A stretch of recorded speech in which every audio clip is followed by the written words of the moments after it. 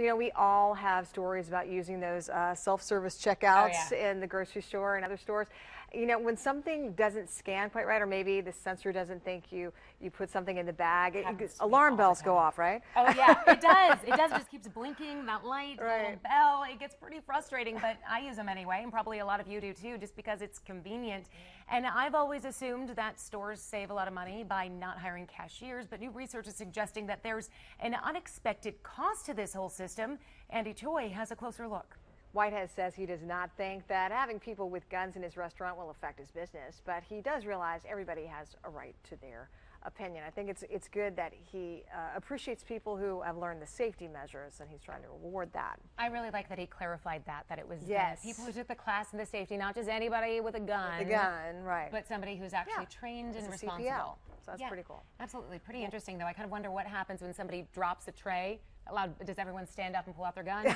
Oh, put your gun bam! down. Put your guns down. Hopefully not. Hopefully not. Hopefully Well, not. from the state of LA to LA, another season of The Bachelorette's in the books. Sure is. JoJo Fletcher. Sorry, I had to pause for a moment because I had to process everything that just happened last night. I've been following this season.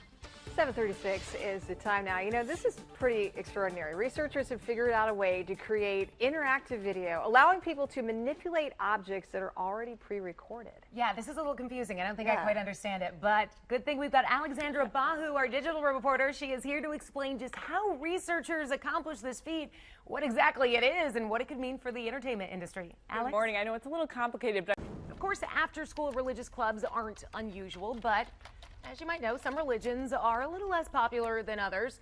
Satanism, for example. There's that. There's that. Yeah. Right. Well, the Satanic Temple apparently contacted 9 public schools across the country this week with the hopes of starting after-school programs for Satanists. Really? Really?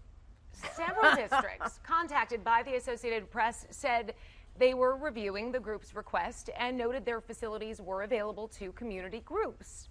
It's hard to turn down one religion if you accept the others, right? But the Satanic Temple, which is based out of Massachusetts, says it wants to counter well-funded Christian organizations that it believes are eroding the separation of church and state in public schools.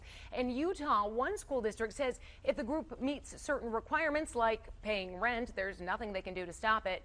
Another district in Missouri cited similar rules, but noted that granting requests to use the district's taxpayer-funded facilities does not constitute endorsement for the group.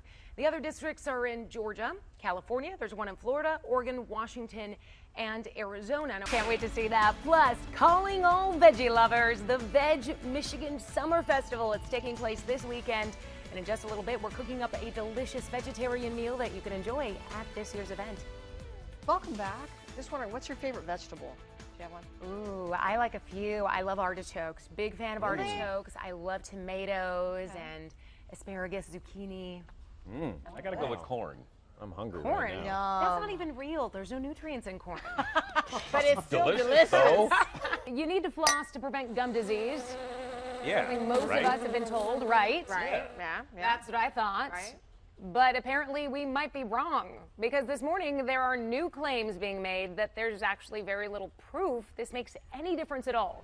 This new report is an in-depth investigation by the Associated Press. Yeah. No, I mean, I floss most days. When I said I don't floss every day, I'm just saying I forget once in a while. But Every I once am in a still a while, yeah. flosser. Yes, absolutely. Right. And I just think, man, this was the AP's investigative piece this I year. know.